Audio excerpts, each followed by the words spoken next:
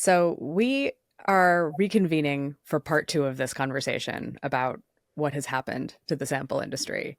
And I think where we left it last time was right as we had blown way past the amount of time I'd booked with you. I was asking you, why does all this matter? What are the stakes? And ultimately, you know, I think one of the earliest conversations you and I had was that this is a thing that people like me who do research tend not to pay a ton of close attention to, like the underlying source of sample or sample quality, all of those things. We sort of trust our sample providers to give us what we need, and we trust our quantitative partners to know how to work with that if we're qualitative research like I am. And that's kind of the extent to which we've been paying attention to that. But it really feels like, not even just feels like, it is clear that researchers need to be more aware of what's going on here. And frankly, I don't know if they need to get as worked up as I got about it, but they do need to be concerned. So, but maybe let's talk about why that is. What do you think are the stakes for researchers? Why should we be paying closer attention to what's going on in sample? Hey, well, it can be sort of boiled down to the cliche of garbage in, garbage out. But Mm-hmm. putting that aside, one of the things that happens with researchers is you get trained to do research. You get trained to design the the capability of getting insights in a way that's unbiased and representative. And that last key word is pretty important to this, right? You do everything you can in sort of that primary research approach to find the people that represent the research that you need to take care of. And for a very long time, the way that you could do that is just go find the people Mm-hmm. and recruit them to do the survey. And you knew that Jack Smith you knew who Jack Smith was. You had a pretty good idea where they lived, and you knew from that point what you were working with. And Mm-hmm. that's all the way back before we had computers. So you had a list of people that you were going door to door, or you had a list of people that you were calling, but you always knew that there was sort of this physical binding to them in some way, shape, or form. Mm-hmm. As we moved to online, we still felt that that was the case. And in fact, that's the way that most market research companies went, is that they went to a panel and they went to the structure that worked for the idea of that panel, which is recruit the person, make sure that they validate, make sure that they take surveys, they enjoy their experiences, and it was a win-win for both parties. When that business model started to find its way towards getting outgrown by the demand, meaning Mm-hmm. feasibility issues started to play out, silently researchers had that rug pulled out from under them. They had that idea of that physical binding getting pulled out from under them. And it was because of that that researcher and the sample companies all along said that this was what they were doing.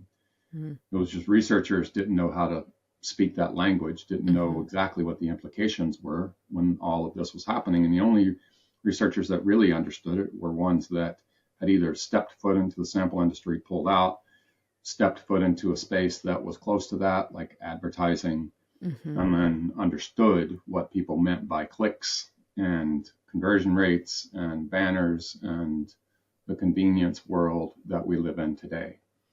There is no physical binding there. That's one of the areas that causes researchers to really need to, I wouldn't say reclaim that physical binding. I think it's too expensive, and it would really be a bit of an earthquaking moment if they attempted to do that today. Mm-hmm. But that gets us to, what do we do from here, right? Because when it's physical binding, there's still a validation process that happens, right? When it was phone, you'd call 10% of the people and make sure that 10% of the people said, yeah, I took the survey. When it was community and it was sort of a double opt-in process, you could do the same thing. You could email them and say, can you answer this question? And you could match the answers and do some Mm-hmm. type of validation to that. You you can't necessarily do that today. You got to be really careful with that whole process. So what you then have to do is start to think about what is surrounding the virtual space that could be the Achilles heel to modern day research. Mm-hmm. And a very large portion of that is the inauthentic nature of what happens in digital. And there's a lot of inauthentic nature to that. It's the person acting in an inauthentic way, meaning they're taking the survey in a poor manner. That's just a poor participation. Mm-hmm. But there's also inauthentic identity and authentic behavior in the sense that you're trying to manipulate what's going on. Mm-hmm. And then there's inauthentic representativeness in that process. Right. So what then starts to play out with that is that you got to pay attention to what other industries, like any other industry, you got to look at another industry to see where's the parallels play out. A lot of the parallels that are playing out today have to do with how the banking industry specifically has dealt with fraud. The consumer of today understands that they need to deal with fraud. Mm-hmm. It's pretty obvious. Oh, yeah, got fraudulent. I've got a fraudulent charge. I'm going to appeal that charge. Bank takes it off. Everybody's happy, including the fraudster, because the fraudster got what they wanted. And you hope that over time they get caught. The retailer, if they are consistently causing fraud to happen, that means that they are not putting up the protective measures they need to, and they become a hotbed of fraud because it's really easy to, do this charge or do that charge. And again, it's all about physical binding. Now, there are obviously fraud that's happening in the physical world as well. It's pretty obvious. Mm-hmm. But if we sort of look at that parallel, it changes your perspective about how fraud needs to happen, and it will happen in everything we do moving forward, mm-hmm. right? So how do they deal with it? Well, they do everything they possibly can given the landscape that they can see, and that's each party in that process. Mm-hmm. That means that the researcher really needs to think about how fraud or the prevention of fraud needs to play out in their research. Mm-hmm. And you can see it playing out in elementary ways, but in many cases, because of those elementary ways, and it's the only hammer they can swing, you see too much of it.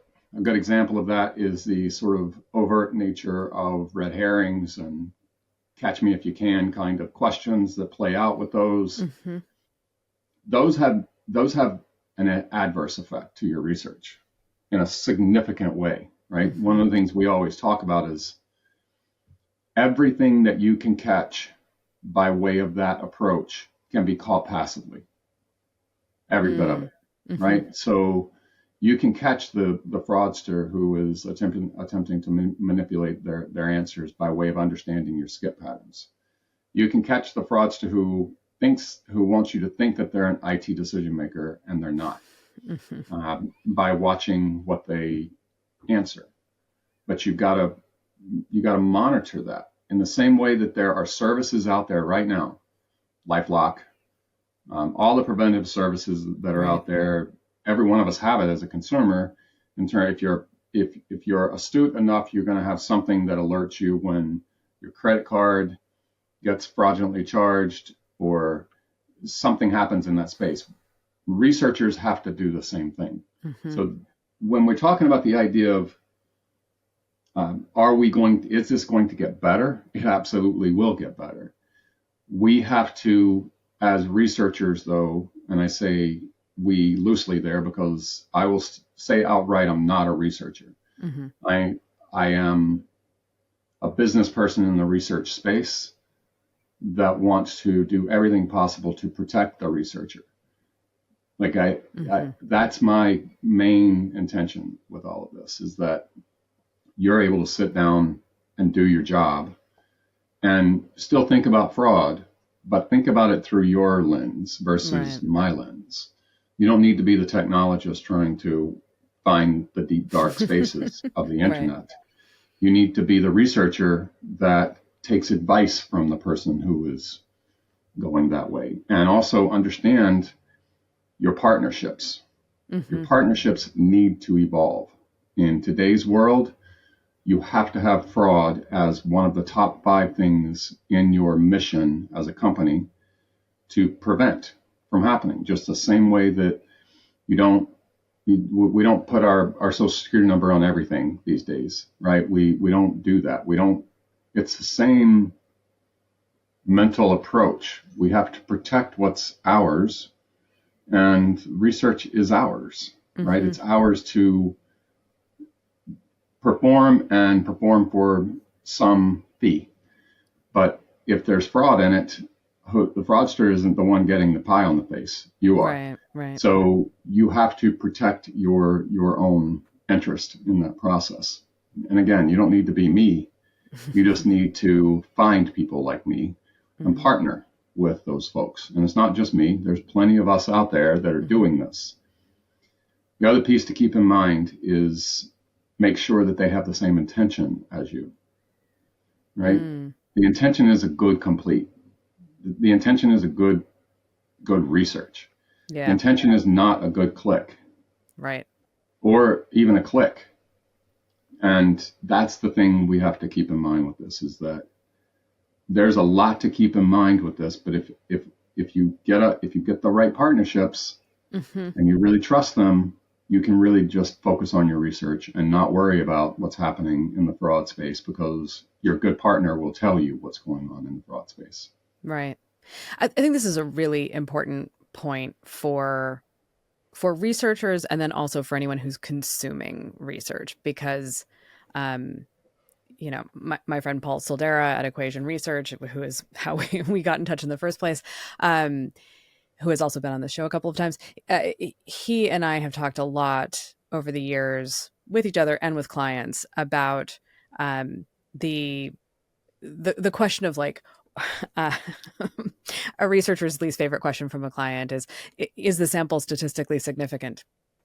um, which is just like, okay, that's a tell. But in any Yeah. event, and listeners, don't worry, I'll do a blog post or something about why that's an irritating question to a researcher. But I think there are a lot of consumers, especially in this year of polling, where you hear commentators talking about this poll is trustworthy because it has 4,000 respondents in it, and it's like. Mm, there's more information here before we can decide whether it's a trustworthy Right. poll. That's a And so the thing that Paul and I have always talked about is the most, like, the thing you're looking for in a sample of any size in terms of trustworthiness is that it is a randomly selected representative sample. That's the gold standard. And obviously randomly selected is a thing that is not what's happening in convenience samples, no, strictly speaking. no. And so then the weight really does rest on the question of representativeness.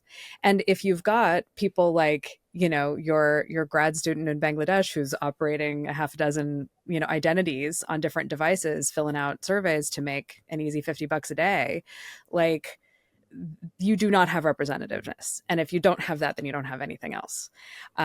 Just the other day, I was looking at a youth survey commissioned by Snapchat, done by a reputable pollster, the guy who runs the Harvard Youth Poll. And I was just scrolling through the findings and got to the back end kind of demographics questions. These are 18 to 29-year-olds that had been surveyed. So right out of the gate, I'm nervous because that's a hard group to sample. And we know there's a lot of bogus responding in 18 to 24 in particular. And so I'm scrolling through, and here's a question about home ownership. Do you rent or do you buy your home? And 49% of them said that they owned their home. And there's just no way. Like, we know this. We know that 18 to 29-year-olds are not at 50% home ownership rates. Right. It's like 33%, and most of those are 25 plus. And like, especially today. But like the average age of first-time home ownership is like 33. So just like straight out of the gate, you should look at that number and be very concerned about everything else in your survey, because that's verifiably wrong.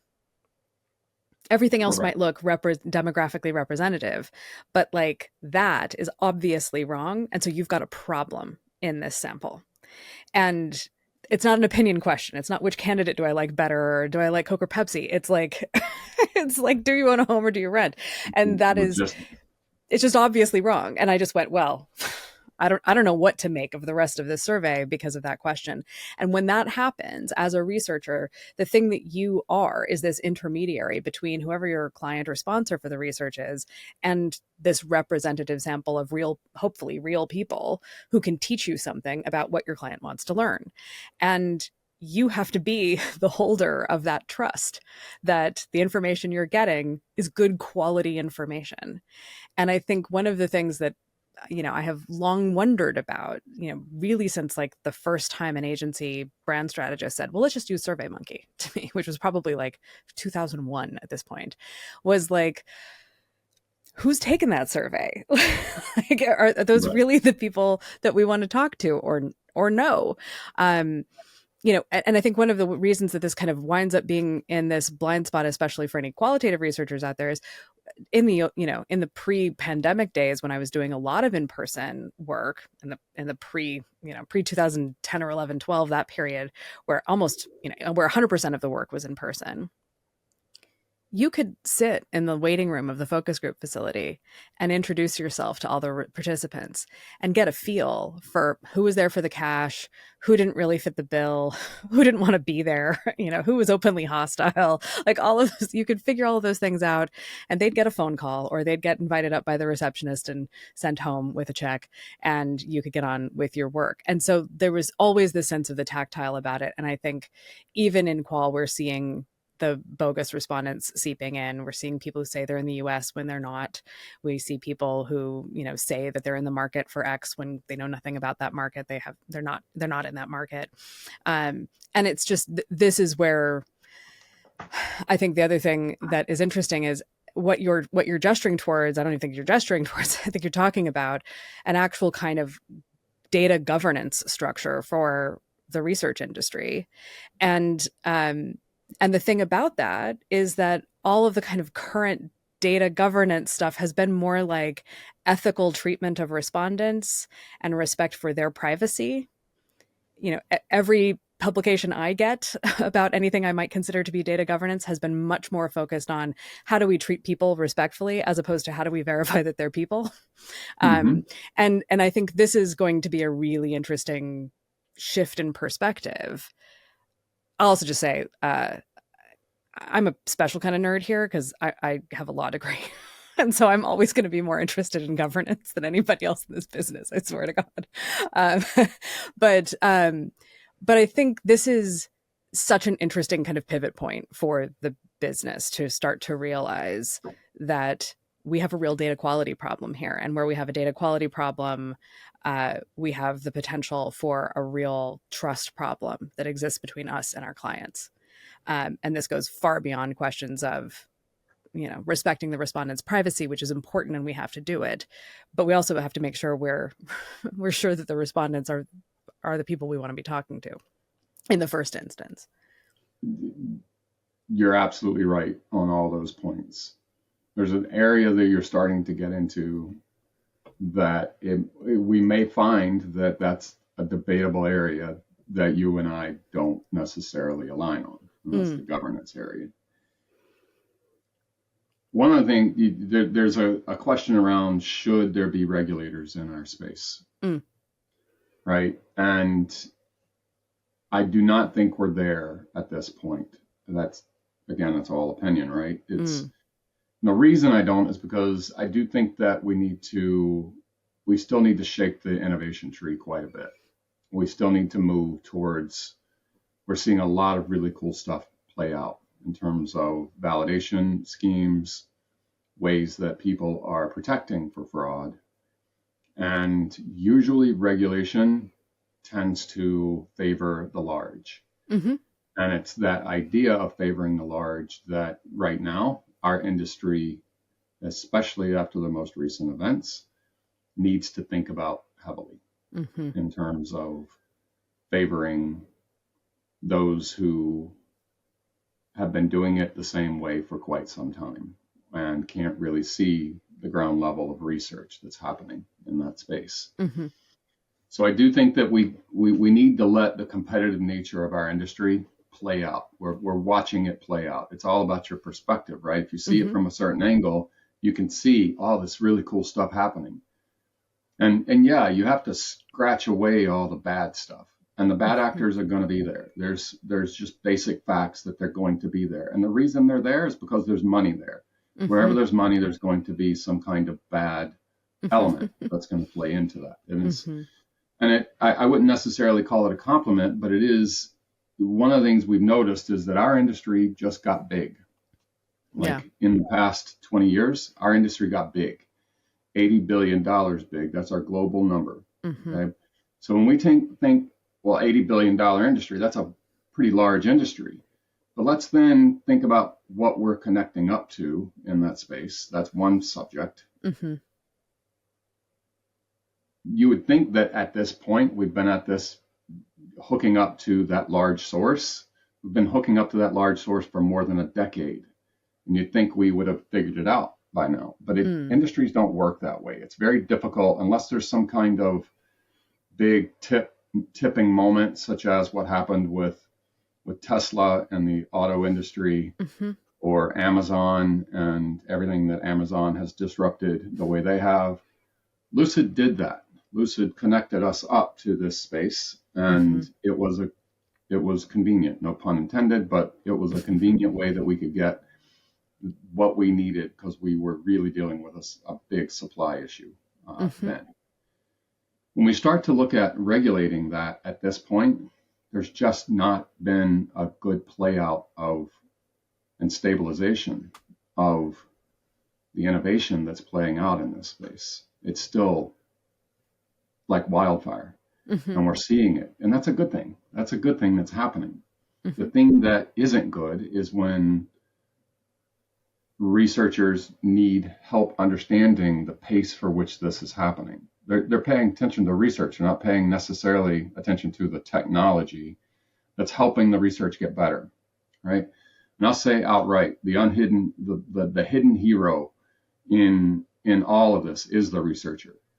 Because if you've done your job, you've partnered up with the right technologies, you partnered up with people who have the same intention as you, you've been able to understand how to create a good study for representation of that opinion, and you have to filter, you have to play a role in pulling some fraud out based on what got in after the pre-survey got some of that out, the end survey got some of that out.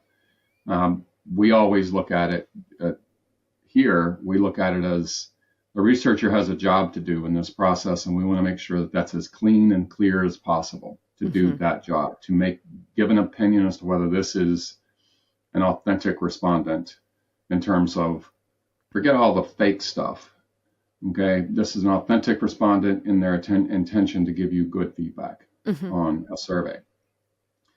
My job is to get rid of all the fake stuff, to get rid of all the stuff that is not supposed to be there, either through showing their hand that they're inauthentic and they've got their development console open as an example, or they're translating in real time, or we're noticing some of the things that we noticed happen over the last 60 days in terms of the connection types that they're using, which is a whole different level of fraud that we're starting to see that's much more organized than what we saw 5 years ago. So you do have a hard job, but what I'm saying in this is do what you did back then, which is create a perspective around what you had to do back then, but just parallel the things into the virtual space that you need to. Validate when you can, validate against the answers as much as you can. The thing you talked about with trending on the home ownership is that's first level research, right? That's things that the researcher assistant should have been able to catch in that process. Right? Yeah. But what they're doing is not really trying to align to that. And what I see, every researcher that I speak with, is that you are aligning to that. Yeah. You are doing the things that, because we actually wrote a blog about this that the researcher is the unsung hero in the industry because they stop bad decisions from being made because they can basically see the nuance to the research. Hmm. That's not my job to see the nuance to the research. My job is to give the facility and create a gate that allows for only good research to get through, and Yeah. then it goes from there, right? So all this to say, I think that the compliance governance area, the regulation area, I think we're going to find too much suppression against innovation because you've got to sort of hedge. In some of these cases, there is a reason why it's called bleeding edge versus leading edge versus technologically advanced. Bleeding edge does exactly that. It hurts sometimes. It literally, you're at it for 12 hours and you've moved an inch, and you think your concept is a great concept, so you push forward and you let that sort of inner voice push you forward into something that's a little bit more stable, and in a way that it helps you help the researcher. And I see that happening today, Yeah. where but us researchers, and I say us because I do take on the philosophy of test, test, test. Make sure you test before you go live with something. Make sure you test before you're doing live research on that technology. There's a lot of that kind of thing that you have to be really careful with. And make sure you vet your partners, like really vet your partners and take them through your own vetting process. If you don't know what your vetting process is, then there's plenty of people out there that will tell you what a good vetting process is. Just you can ask the ecosystem and it will tell you. Yeah. I mean, I completely agree that I don't think this is a ripe area for regulators in the sense of like a government agency or Congress or something. I think when I'm thinking about governance, I am thinking about having your own set of internal quality controls and policies Yes. and all of that. That's like actually taking that seriously. And then I think something else you alluded to earlier as well is that kind of alignment of, which is like the everyone's favorite buzzword with respect to AI now, is you want alignment between the model and the user. And I think that's true here. You want alignment with your partners for, as a researcher, for getting good quality data that you can trust. And to your point about a baseline thing is, I want to be aligned with my sample provider that what they are going to provide me is good sample, not just something that looks like 1,000 completes because it returned, the complete link at the end, and that's good enough for us, right? Like that in particular was just, I couldn't stop thinking about that from our last conversation. The That's idea of good. like, you're just going to give me a row of blanks because you got served a URL. How nice for you. And Right. that I'm the one who's expected to go check that. And I've only got X number of days to check that and come back to you and get you to make good. Like, this is insane. And this is the type of governance, I guess, I'm thinking about for the bigger players who have that kind of commercial power, to just start redlining these contracts with sample providers and saying like, either we won't work with you, or we're not adhering to that as the way that this works. You're responsible for your side of this equation, not us. And that doesn't mean you don't have to look at it. You don't have to police that. But I think there's a lot more to be done in our industry to set up our own, like, what are best practices here? What do we expect of our partners and vendors? How do we enforce that by contract? And I think, my thing, probably because most of my friends from law school went on to do white collar or civil work, is like, how do you not get sued? How do you not get sued by your clients? How do you not get sued by, your, in the case of a sample provider, how do you not get sued by your clients, who are the research agencies? Because, from a fraud regulator's perspective, you're talking about defrauding, each individual instance is worth $1, Right. $5. It's not enough for them to care about, until you can prove that there's an organized crime ring doing it. Then maybe you can get to a large enough dollar amount that it matters. But until you get there, yeah, it's down to us to create our own governance structures and kind of, vetting processes for working with sample providers, and then using tools like opinion routes and others to ensure that what we've got is what we paid for. Yeah, it's a really good point. If you think about the parallel that you just mentioned with, and it's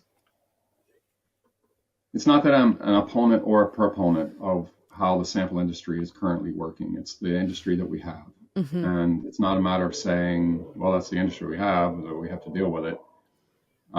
It is the structure that we've decided to hook up to. But in that process,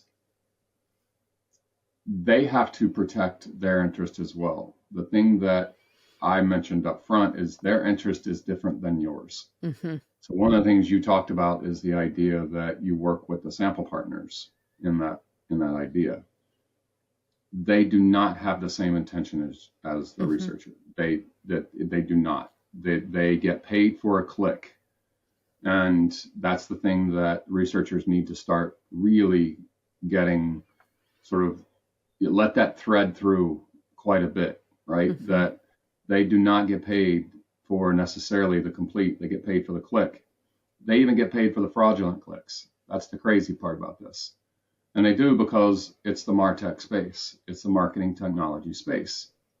So when we look at it that way, yeah, you should pick your sample partners in a way that you feel you started that process, but you even then you pick a credit card. Back to that analogy, you pick a Hmm. good credit card company. You're not going to pick Sam's, not Sam, Frank's Club, right? Hmm. You're not going to pick Frank's Club and think that you've got, because you've never heard of this person, that they've got a good credit card policy about how they're going to not or do protect you, right? Hmm. You you still have some kind of service in between you and the credit card company that we all, Hmm. if we're thinking about this, we all have that in between Right. that says, I'm going to focus on the credit card fraud. I'm going to focus on the fraud. I'm going to monitor your everything around you and make sure that if something pops, I'm going to let you know because Hmm. that's not, you don't get trained to do that, right? The same thing happens here. You need someone in between. And anyone out there that thinks that their sample company is in alignment with them, they need to be careful with that, right? Now, there's a little bit of there's sort of a middle person or middle entity with that, and that's that if you don't have your own source, Hmm. right? Like what we do, right? We Right. don't we don't have a specific source that we built. We work with everybody out there. We Hmm. cultivate the sources that way, and we understand what's good and bad. We and others who want to protect this process need to have that intention of I want to make sure that you, Farrah, get a good complete. Hmm. That's my only job in this process is Right. that I get the ability for you to trust me in that process because I have that intention. Works the same way in the consumer world. Just draw the Hmm. parallel straight back to the credit card space.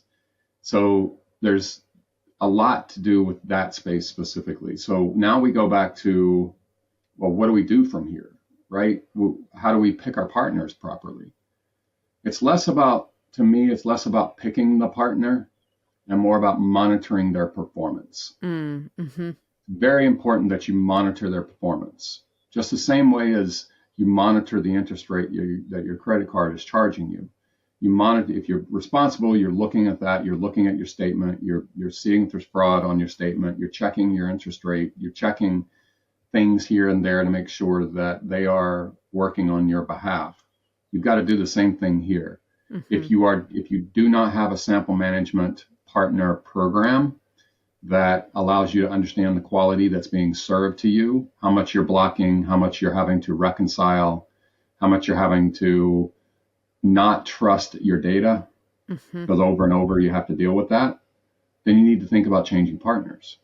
And that doesn't mean that changing partners is going to get you completely different people. It will not get you completely different people. We talked about that in part one. Yeah. That it's not different people, it's the different way that they go about their own filtering system in this process because they do their own thing, right? Hmm. They do their own thing at the level for which their business needs to run. I wouldn't call it acceptable loss. It's not anything to do with that. It has to do with their business model and the way they feel they need to filter out. But they are clearly not filtering out enough. Mm-hmm. because it's ending up where it ends up. Now, in that process, I I could have the best tool out there, and I could have the best measurement inside the survey out there as well. And I can guarantee you that the researcher is going to see something that sort of throws that doubt. But it's the Mm-hmm. same issue that we saw back to the same parallel. Right. Credit card companies spend billions of dollars trying to get fraud to go away. Yeah. They have services that do it, they have industrial strength services that do it, and it still ends up on your statement. Mm-hmm. So money doesn't fix the problem. So it's not as if we can just say intelligence and money, there's not enough of it here, let's just try to fix it that way. Mm-hmm. And it's not going to happen. We just have to know that we're going to live with it the same way the credit card industry is living with it, and the way the advertising industry is living with it. There's a certain fact to keep in mind about what Mm-hmm. we hooked up to. We're an $80 billion industry, and we hooked up to the advertising technology space that is just under 1 trillion as a global industry, $978 million. They have a 10% problem. Think about what that means. Mm-hmm. Their fraud problem is bigger than this industry. Yep. So we need to sort of think through what that means to us. We're not going to erase it, okay? Right. And if you do erase it, you then have to think about how representative you're talking about, because you're not in the public if you're doing that. You're really sort of closing the gates completely, and you may have a hyper consumer space that you have your loyals. You can absolutely talk to them about your brand and get feedback and do your things, and you likely have a really good representation because they want your product to be better. You want your product to be better. You have a good cohesive line between them. But what happens when you need the general public opinion in the mix, and you need to sort of create a segmentation where you've got non-customers and customers in that mix, right? You've got to go out to the public in that world, and you've got to do it in a way that is just as astute as the person who is charging on their credit card. You got to go to the right sources, the right retail partners, the right everything. Yeah. So, as I've been talking to people in the politics space, it's clear that there is essentially a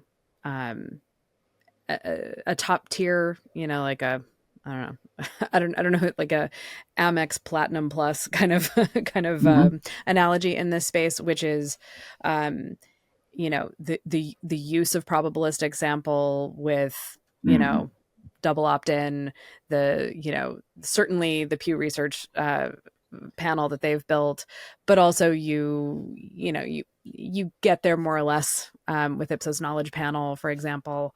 That's a conversation for another day about how much of that is actually double opt-in and how much of it is still convenience sample coming in there. But there is and then you have organizations that are using voter file providers to then do every nth voter random sampling off of a voter file, where we have their address, we have their name, we have their date of, we know their voting record, and companies like L2 appending on to that a whole bunch of other consumer data where we really know that they are who they say they are, and then we're contacting them with a phone number we know is theirs, or with a postcard to an address we know that they live at. That's the physical binding. Yeah, exactly. That physical binding. And in the polling space, that's clearly where the stratification has gone. True high quality polling is done by the organizations that use those tools to find voters. And even there, they have other forms of sample related bias because of non-response and all kinds of other stuff. But at least they know they're talking to voters, right? More often than not, certainly not more often than not. It's not 51% of the time. It's 90+% of the time they are talking to the voter that they intended to talk to, if they can talk to them. That's where response rates still are a live question, because they have to call so many numbers to get anybody to answer the phone. And so that's its own set of challenges, but that's them. And it's like a handful of, I think more and more as the pollsters kind of get established and have enough money and have enough reputation, they're able to spend the money that's required in order to use these tools for sample. And then you have all the new entrants, the people who just want to do a flash poll, there was I don't know, I think it was a YouGov poll the day after the Manhattan court gave its, the jury gave its verdict, and I was just kind of like, okay, that's fine. That was not a voter file based sample. It was a sample of U.S. adults. I looked at it, and went, sure, I could also flip a coin and get basically the same result. But fine, yeah, right. So there's still plenty of that going on, and as anybody tries to enter the space as a pollster, they start out using convenience sample. They just do. They have to. They have to. They can't afford to be doing what Pew is doing. I wonder, as this becomes more apparent through your efforts and others to make it more apparent that this is an issue for the market research business, do we start to move towards some sort of two-tiered system where the richest brands who want the best quality data for certain projects go to companies that are able to provide them verified, tethered to reality sample in this way? Or are we just, optimizing around the edges of the convenient sample because it's fast and cheap? Hey, I'm going to answer that with a yes. Because it's already happening in both cases. Yeah. Okay. If you have the money for that type of study, let's just say normal study is $5 CPI, 1,000 people, $5,000. We have some understanding that some of that money is going to end up to the respondent, and we go from there. You have the ability right now to go to a source and get 1,000 respondents and pay not 5, but a lot more than 5 to get that probabilistic approach, to get what you're talking about. But they're not trying to conquer the world. Right. They're specific. They have the same intention as the researcher. Yeah. And that's the big difference there, right?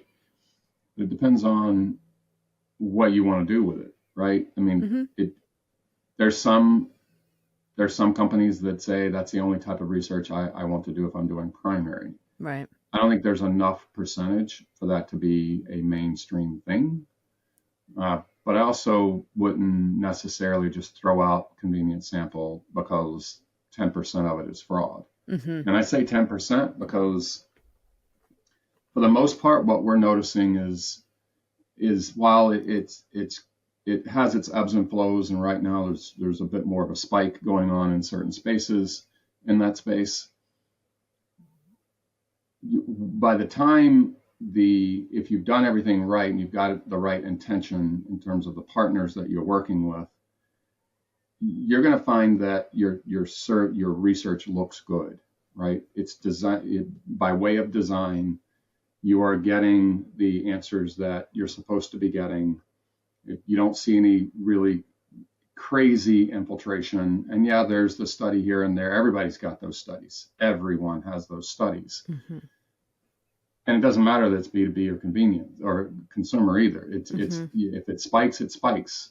So that's something to keep in mind. But I say all of this because the industry, if it wants double opt-in and it wants to pay triple the price, quadruple the price that it's currently paying, there's going to be plenty of people out there that will provide that to them. And if it keeps purchasing, it's capitalism. So we'll start to blossom that area much more, and research will cost a lot more. And truthfully, it would be a glorious day if I found out that I didn't need to do fraud prevention any longer. Because I've succeeded, right? And this group of people that do this kind of thing aren't needed. That's not going to happen. I don't see, I see that as sort of a 0.5% chance or less that's going to happen, mainly because of who we're connected up to, what the ecosystem is right now. And it doesn't mean that it's a fraud-based system that we're getting research from. It means that if you don't partner up properly and you don't let technologists do their job, because you cannot, in today's world, a researcher cannot look at post-interview results and catch all the fraud. Yeah. It is not possible. One of the things I've got a blog waiting to go called Unseen Fraud. And that unseen fraud is when you look at an open end and you think it's all good, but then you then find out that it was copy and pasted. Right. A copy and paste process is not something that shows up in post interview unless it's just illogical. It goes back to the researcher looking at the Mm-hmm. nuance on what's going on, and it's illogical. Now, if they're just copying and pasting the first thing that shows up in Google so that they can get some words, they're going to Right. get caught. But for the most part, something to mention with this survey fraud used to have an intention of getting through surveys quickly. That you just 5 years ago, it was that way. Mm-hmm. Okay. That's not the case today. We are making a difference because, and here's one odd fact about it, survey fraudsters aren't copying and pasting because of speed. Right. They're copying and pasting because they want a valid answer. Mm-hmm. Because they have Gen AI sitting over to the side and they're asking Gen AI the question. And 70% of the time, Gen AI comes back with the word keen, Delve, K-E-E-N, yes. like delve, wondrous, Yeah. all these odd words that it thinks it needs to use, but it's not in everyday Mm-hmm. phrasing, right? Very easy for researchers to catch that. Right. But it's not going to take long before prompts get just good enough Yep. that they can get survey phrasing the way that's not detectable, Mm-hmm. right? So you've got to depend on your technology. And that Yeah. to me will change the perspective. When we think about will it get worse before it gets better? It will get worse and stay worse if you don't change your perspective and include technology and Mm-hmm. partners that understand the technology of survey fraud and survey taking in general Yeah. into your space that have the same intention that you have. Yeah. That's a very jam-packed quote, but it is, you've got to pick partners that have the same intention. You've got to know, and they've got to validate their value to Mm-hmm. you, and pick partners in the sample space that you also trust, knowing that their job is for clicks, not completes, Right. unless they are using a double opt-in methodology, like you talked about with some of the public polling that Mm-hmm. is much more premium. Yeah. Again, there's double opt-in panels out there that you can work with, Mm-hmm. but you will find that if you use them enough and they get, uh, if they grow enough and they have enough demand, they Mm-hmm. will not be able to meet your demand. So I think that It's a closed this system is that way. yeah, and I think this is a really important part of understanding this challenge is that a whole lot of horses have already left the barn, right? Yeah, And so you know, even talking about like a two-tiered system of sample provision, you know, there are a handful of projects I've worked on in my entire career that I can see making a strong case for using double opt in and saying, if we right. don't do this, we will be screwed. Because candidly, which ad campaign do you like better?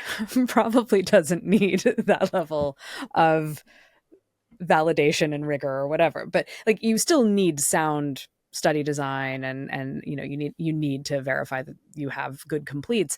But at the same time, it's not really that high stakes of a decision. I used to annoy my boss at Holland Partners by occasionally saying to Microsoft, like, okay, so you've shot it already and it's gonna go no matter what happens when we do the test. Isn't it cheaper just to go to market? Like Right. and find out, like, isn't like you're not going to change anything and it's too late to reshoot, so why are you spending an extra 60 grand to test the idea? And she's like, whoa, whoa, whoa. Hold on a minute. Hang on, that's how we make money here.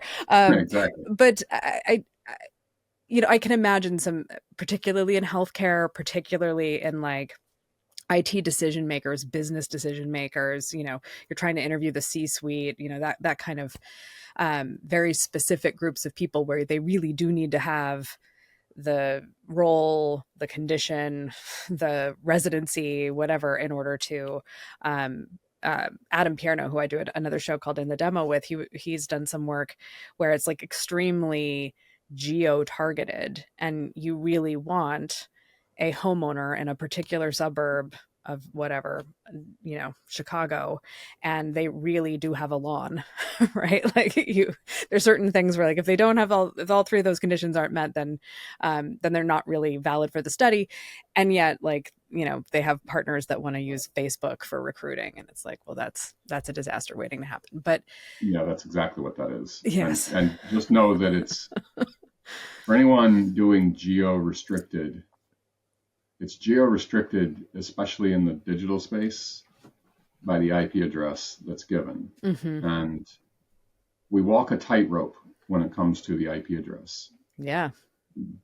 For a lot of reasons. Most importantly, fraudsters know that. Yeah. And VPNs. They know that they can use something called, I'm going to throw some technical terms out there that people just need to research. They know they can use something called a proxy. They know they can use something, and proxies unto themselves, when they came out, they didn't have a great meaning in the first place in terms of what they did. But it's even worse now with residential proxy. Residential proxy is the IP address right here, right next to me, right next door. It's that residence moment that can't be it doesn't register because there's a whole gray market with that process that happens in the first place. So the idea that you are getting that geo-restricted person, you still have to depend on technology to make sure that that person is not proxying into that location. Even the 6 devices that we talked about with our Bangladesh friend. If you think about what he did, one of the things he looked for in proxies are proxies that didn't rotate, that didn't, because my IP address hasn't moved, right? So it doesn't move. If you're a normal person, your IP address is your IP address, right? But when you're in a proxy, sometimes they'll rotate them. They'll keep you in the same location, basically, but they'll rotate. And when they rotate, that throws massive doubt by someone like me looking at that, right? Because we understand what's going on there. More importantly, it also throws big doubt to the sample company because they're looking at that. Remember, I talked about the efforts that they take on. Right. They look to see if the IP addresses are changing. That's a pretty significant indicator. Sure. Right? It's not like they're not doing anything. They're doing a lot. They're the first rough filter. The way to look at this is, do you want to drink it straight from the pond or do you want it filtered? Right? If you're going to work directly with the sample company, there's a pretty good chance there's a little bit of a filter on that situation, but you're going to see some cloudiness in your water. Right. Just to use that out. And it's pretty obvious that, so when you get it inside your house, most people have a filtration system inside their house. Right. You got to do the same thing here. That filtration system is so that you can drink it. If you've got a partner that is thinking the way you think, then you can consume the information that they let through. That's what's important about that. And it's that there's tons of analogies that work with that space. But just as much as you are thinking about it, the fraudster literally makes a living thinking about it. And it's just an irritant to you. And it's just this thing over to the side until it really hits you hard. I will say one of the things, I know we're moving around a bit, but one of the things to keep in mind with this is, I talked about earlier that you need to monitor your sample partners. It's also important to monitor your studies. Okay. Studies, for the most part, you'll see 99 studies go by, and out of the 99, you're seeing 10% block or 15% block, and you're seeing some kind of reconciliation for poor performance. But then you have that 100 study come through, and it's a large study, and a lot's on the line for it, and you see massive fraud coming through. You see all kinds of weirdness in your data. And that's because you've expanded your network, because it was a big study. You've reached into spaces that you're not used to, and it's unproven. It's just unproven data for you. Yeah. I mentioned all of that you've got to pay attention to your studies. Fraud works with the surprise element. Yeah. They will absolutely do that. In fact, one of the things they do is they'll start 3 surveys at the same time so that they know they can get paid for them, right? And they'll do that on purpose because you can't dedupe that situation quite the same way. So there's a lot of that kind of thing going on as well. So you're not needing to worry about that. You just want to watch the percentages of fraud versus not fraud, right? And if you're working with a good partner that deals with that, they are going to give you that information readily, Mm-hmm. real time, so that you can look at that by the hour, by the day, by the week, by the phase that's going on in your project. And you should not see some massive spike. If you see a massive spike in the pre-portion of your survey, you've got to really pay attention to what just happened, Mm-hmm. because fraud leaks in. Right. And if you pour a gallon in and 2 drops get in, what happens when you pour 10 gallons in at the same time? Yeah. More comes in, right? More of that process comes in. Yeah. And we are noticing that process where there's just some studies, they get more fraud, Mm-hmm. and a lot more fraud. And by the way, if you don't have technology that's protecting you, you can absolutely guarantee, 100% guarantee, that you are on the fraudster's radar. Mm-hmm. They know that they can make That you're a money off soft of you. target. Yeah. Right. You are absolutely an easy target. It's also really interesting to think about, the so one horse is the programmatic advertising as a method of getting sample in order to, you know, make more studies fillable and speed things up and drive down price. All of those things are nominally to the good. Second horse that follows that horse is more surveys, just loads more surveys in the market at Mm-hmm. any given moment by any kind of company. It's not all P&G anymore. No, It's every startup. It's every, it's anybody who what can we're cobble told in together a few hundred college. bucks.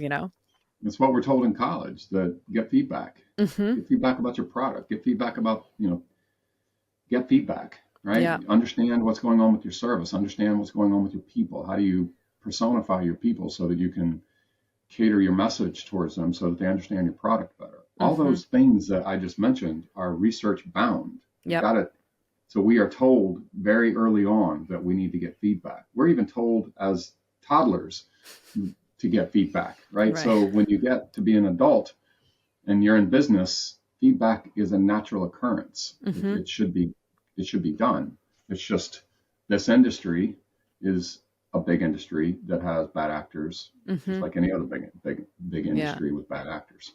Well, and with the rise of various tiers of res tech that now exist, Mm-hmm. you have more access to research for, let's say, academics who tend not to have large research budgets, to use online tools for conducting research and buying sample online. And I've talked to a couple of academics who are struggling with this issue of clearly finding a lot of fraud in their studies. Mm-hmm. um, you have this with startup pollsters. You have it with startups, just their own internal product teams trying to figure out, what anybody makes of their idea or Right. a keyframe or whatever. And you've got ad agencies who no longer have research departments. We got rid of those, I guess, when we started importing planners or something. I don't know when that shift happened. There used to be researchers in ad agencies, and now they don't have research budgets. They can't claw it from their clients, so they're kicking a little money here and there to do some guerrilla research in order to get any kind of grounding to Mm-hmm. develop a creative idea. Everybody's spending money in this space. And the other thing that I think that some of these platforms, these res tech companies have done is basically try to do like SaaS model for unsophisticated research buyers as a sales play, where it's like there is a self-service tool. You can come straight to me, the sample provider, and we have a dashboard, and you want us to run your survey for you, we can do that. And or you have your own tool you want to use and you just need a token to plug the sample into the SurveyMonkey or the Qualtrics or whatever it is, we can give you that. And oh, look, we've provided you with a pretty dashboard that you can use to look at crosstabs.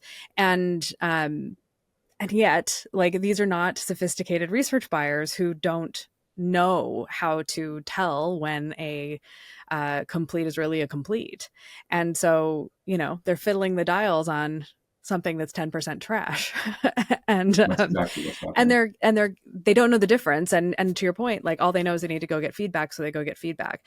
I think there's just such an interesting kind of set of layers here. And then to something else we talked about last time, just like the slog we are making actual people go through in order to complete our surveys is also a problem, right? Like the kind of That's a easier it is participant to field, experience. the more likely we are to like kitchen sink the thing and toss in a whole bunch of questions that have no place in the study just because, well, I'm while so we've glad got you them. brought that up.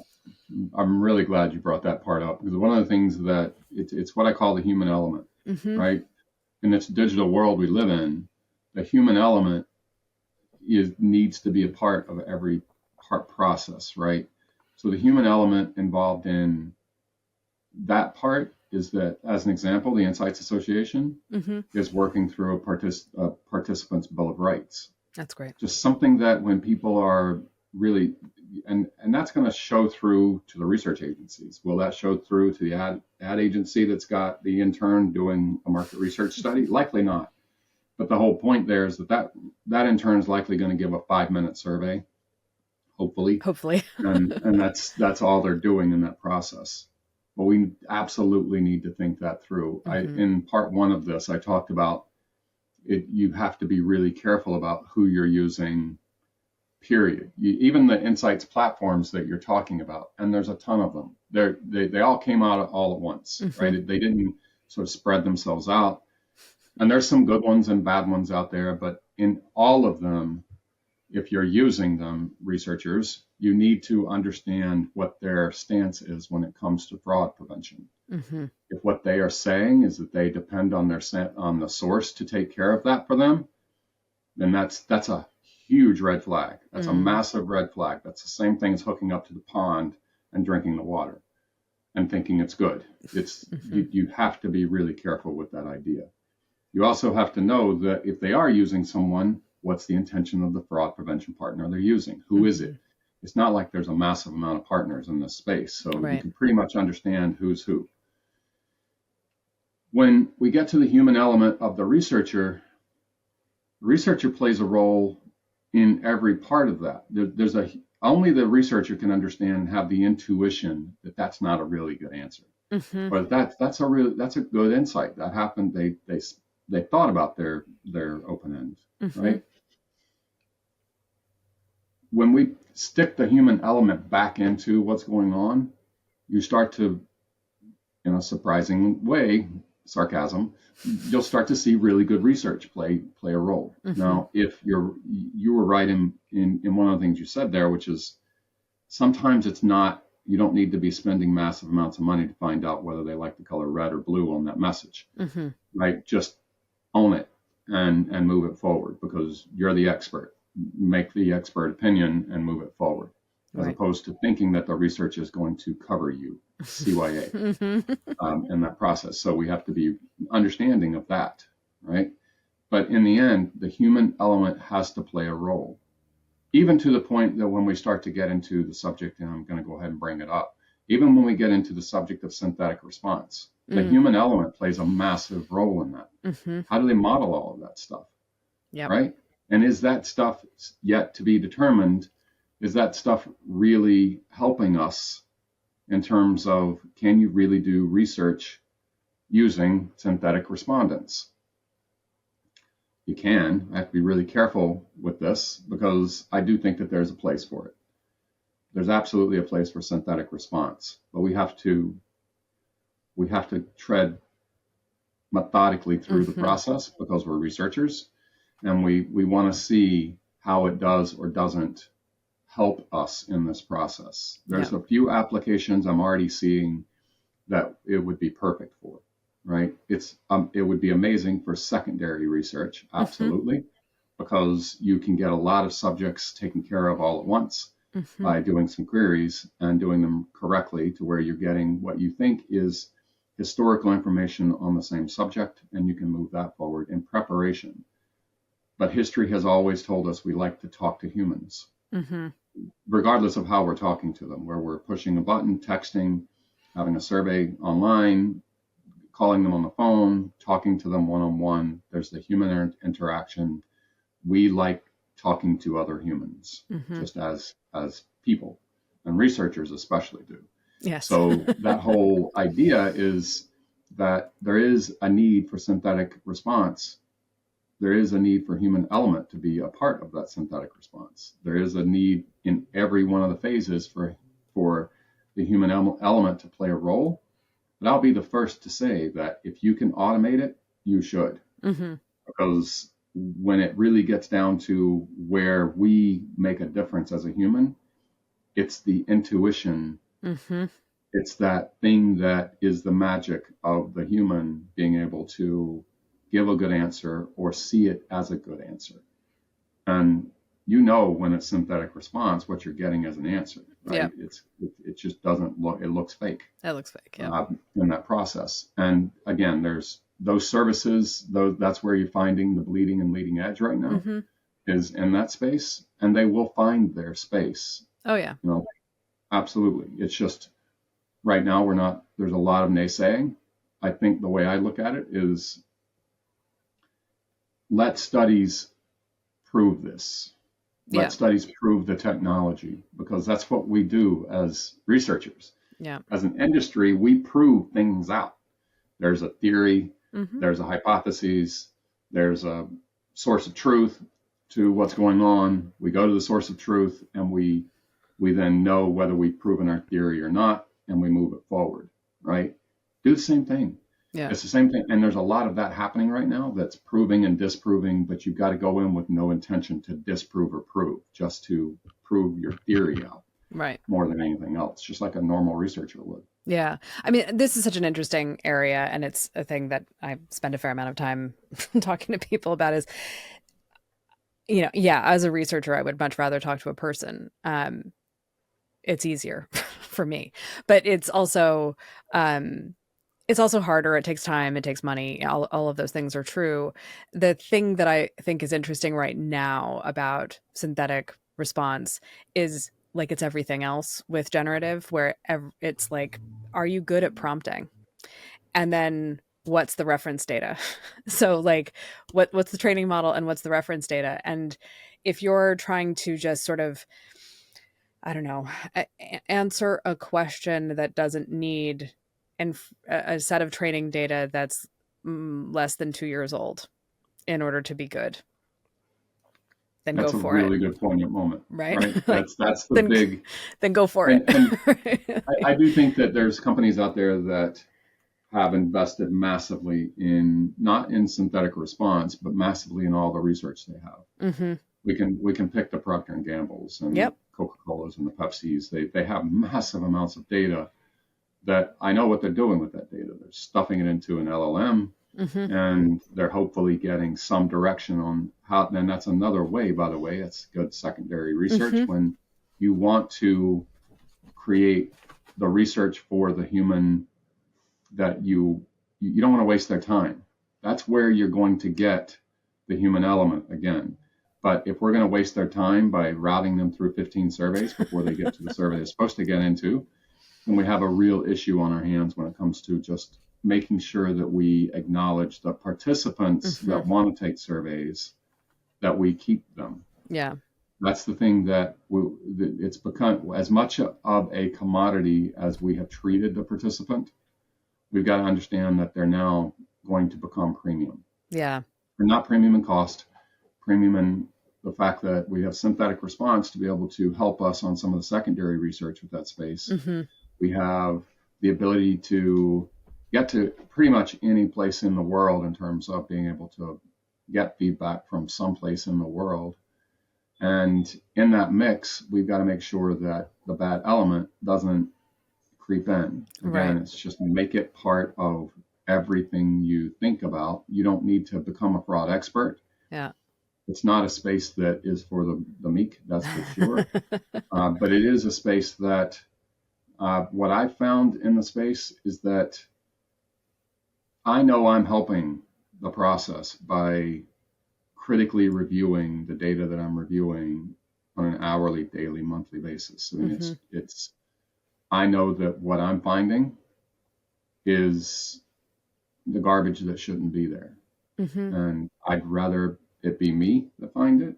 Right. One of the things I used to talk about all the time is you cannot make one of the most premium people in your agency, the researcher, you can't make them the janitor. Don't make them clean all your trash out, right? Mm-hmm. It's data. Get it as clean as you can possibly get it. At the very least, get the fraud out of it. Right. And then from there, source manage to good participation. Mm-hmm. Are there we're on a really nice positive trajectory, and of course my brain did what it does, which is says, are we worried in the short term? Like as the word gets out that this is happening and that we need to be more careful about all of it, about the length of our surveys, about which partners we trust, and then how we validate them, and and we start to pull in more of these fraud and quality control pieces into kind of research operations.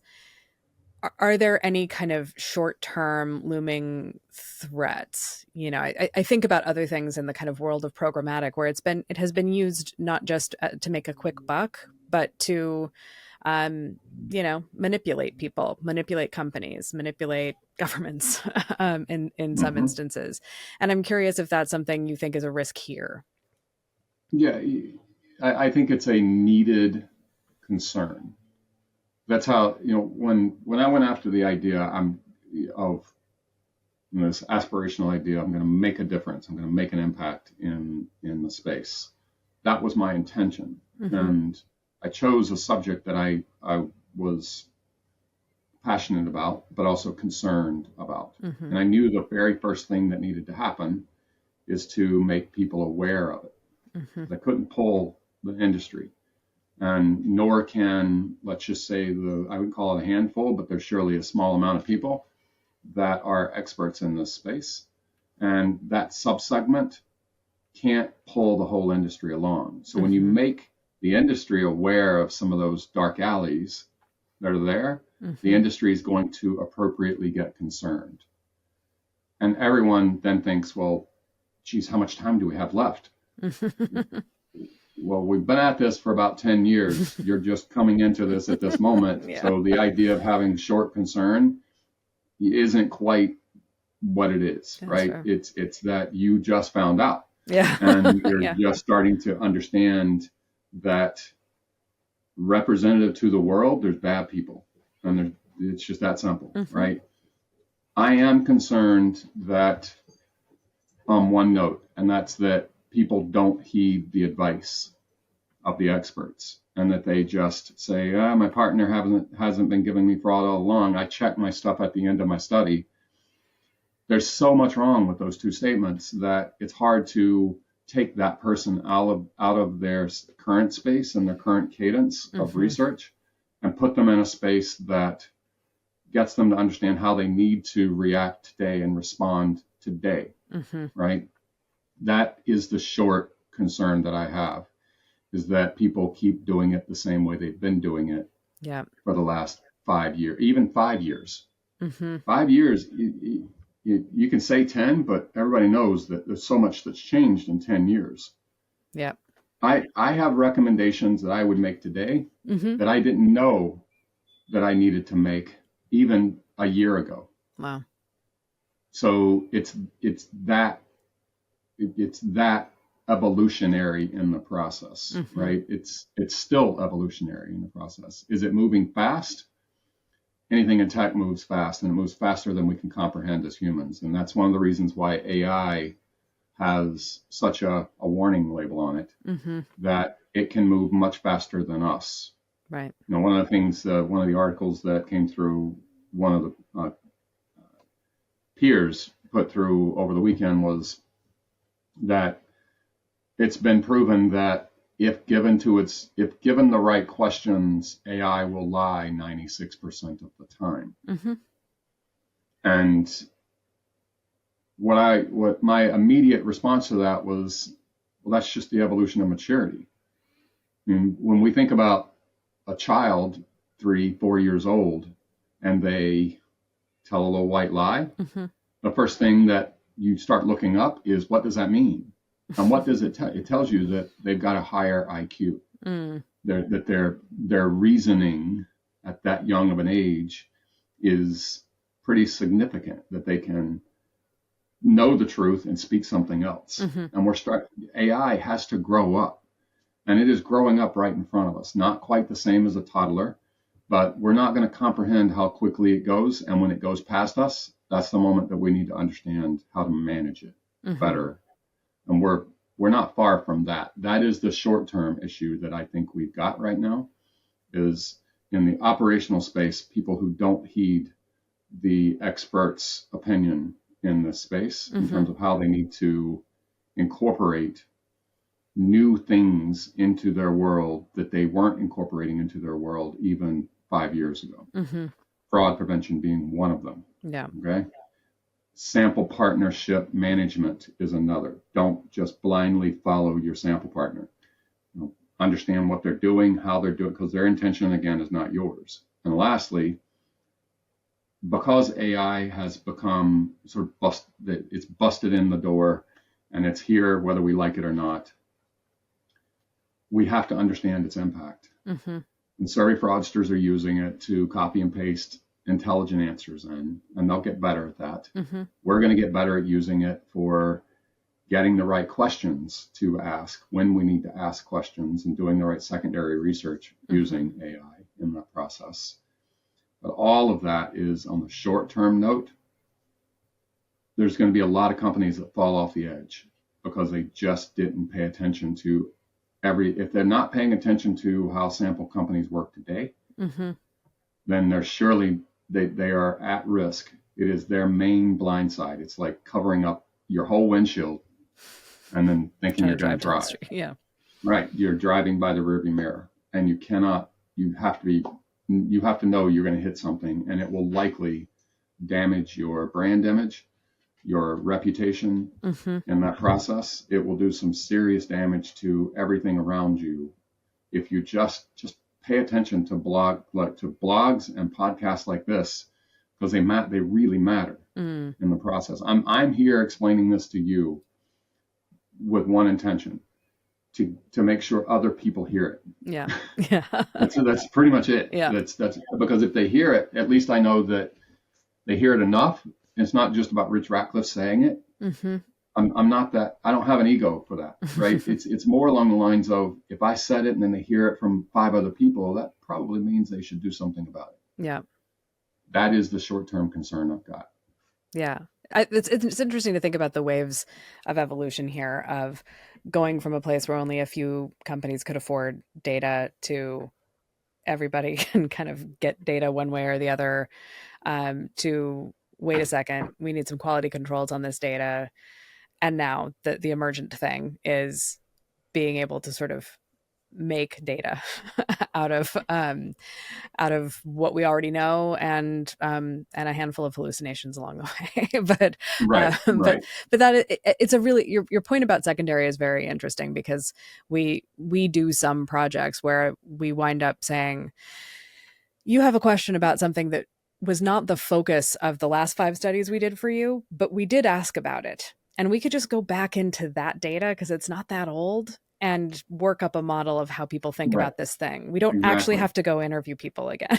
And that's the benefit of having, a small cadre of repeat clients. But it's not easy work, because it's largely qual. And so anything really interesting in the survey related to this question, I'm thinking of a particular project, is going to be in the open ends. So, getting something to help us sift through all that unstructured data has been, the dream of my career, is like, how do I go back in to pre-existing research and make sense of it in a way that's even remotely cost effective for time, and therefore cost effective for our clients.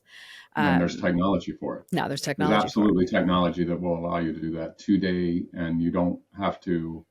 That's the thing about this process, is that it's very difficult sometimes to get into a subject and feel like you're missing something you may be missing some technology that would allow you to do it quicker, but you've got to get it done, right? You've got to get whatever this thing is done.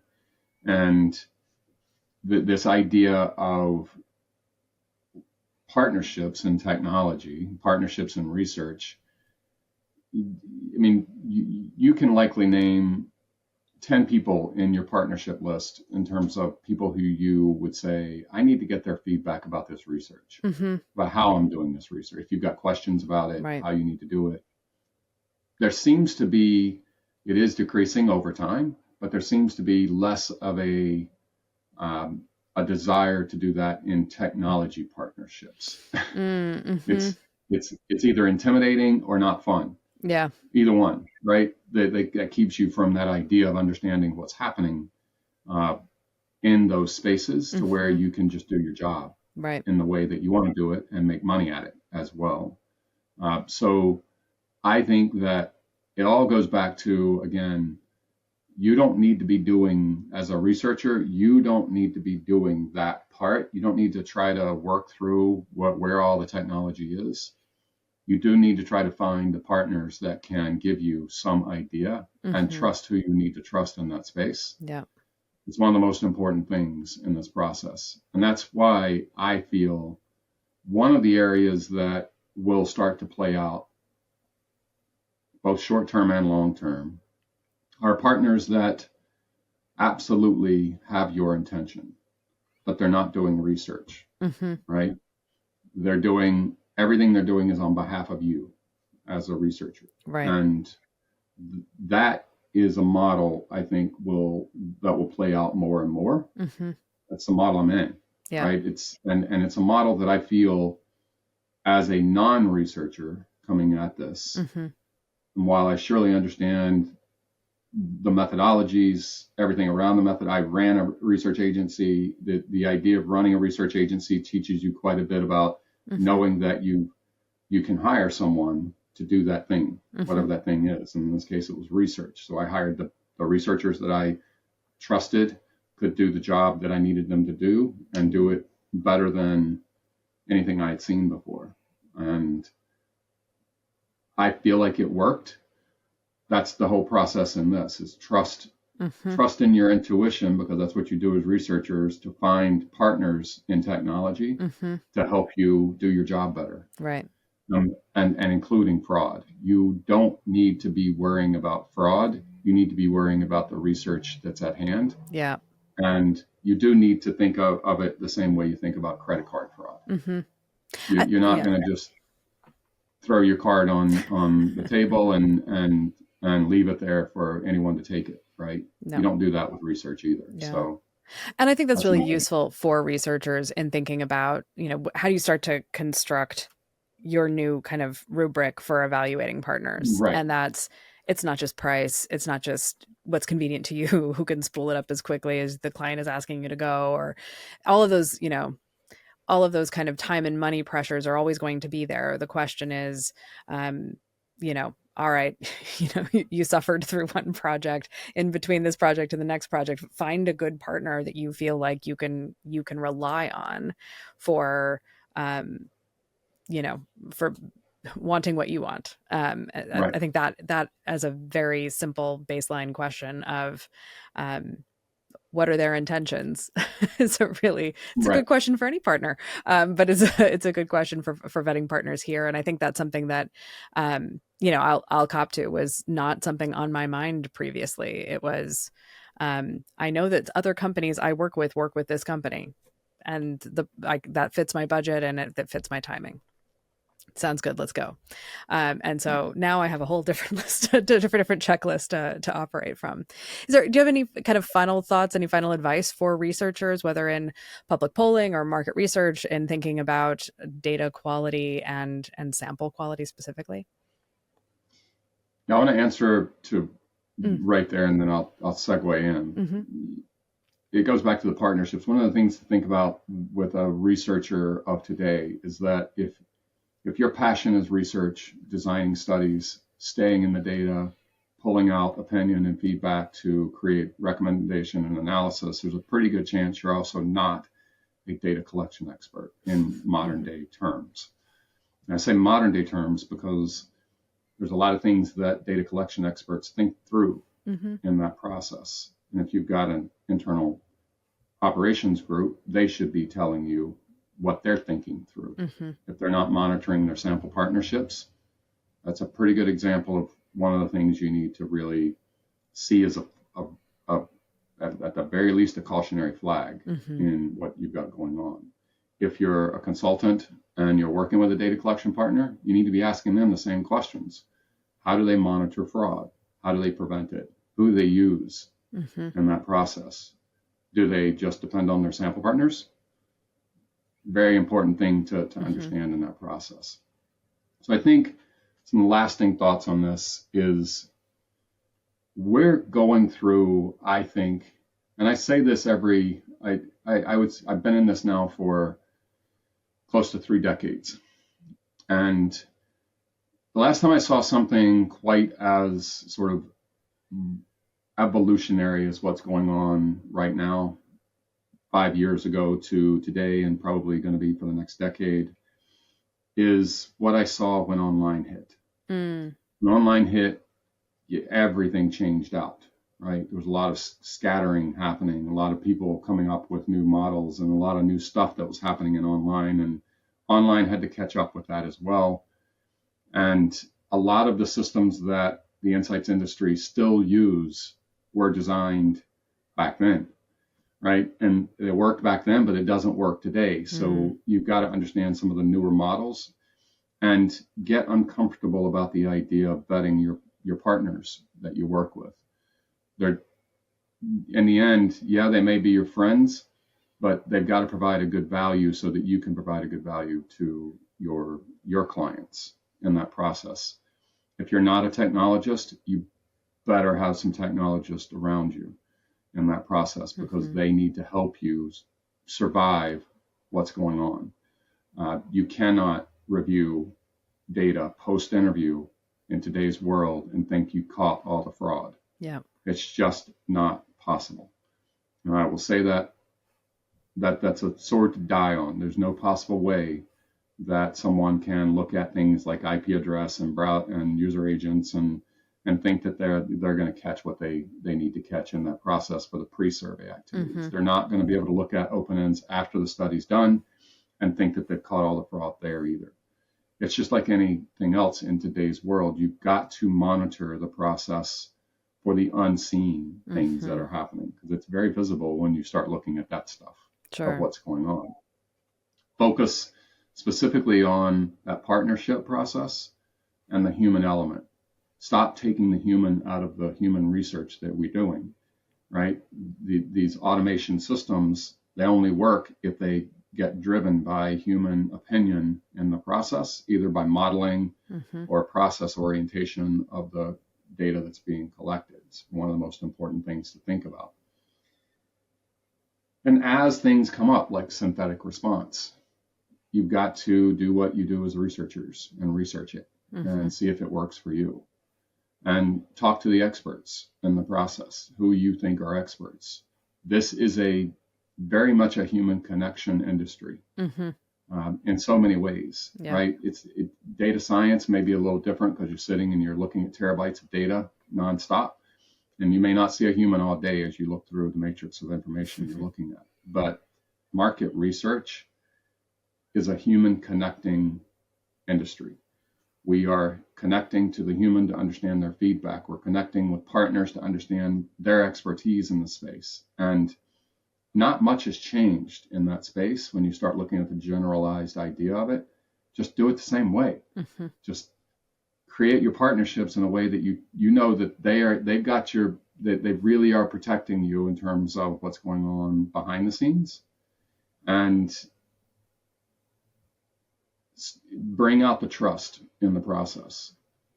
I say trust not lightly. It's in my title. I have to look at it differently when I look at trust, right? It's trust and privacy, confidentiality. It's all that stuff, which can be a little bit boring. And you put that aside for a moment, you still need to trust. I need to trust that when I'm talking to you, that you're going to represent me in this podcast. Right? You need to trust that I'm going to give you good information and prepare. The same thing happens with us trusting the respondents, us trusting our partnerships, and so on. So all that to say, make sure that you modernize. And I say modernize, and again, be careful. I'm really careful with that word, I don't want people to think that it's just all zeros and ones, but it's not. You do need to, if you haven't evaluated the way you do research and you're still doing concept tests the same way, using the same partners, it'd be a good idea to start auditing what you're doing to make sure that you're getting good information in the process. That's great. I think it's a perfect place to leave it. Rich, if people want to keep up with what you are doing at Opinion Route and what you're working on elsewhere, what's the best way for them to find you or get in touch with you? Well, there's LinkedIn always. You can find me. I'm Rich Ratcliff at Opinion Route. As far as my email address, I don't mind people just emailing me directly, and that's rratcliff@opinionroute.com.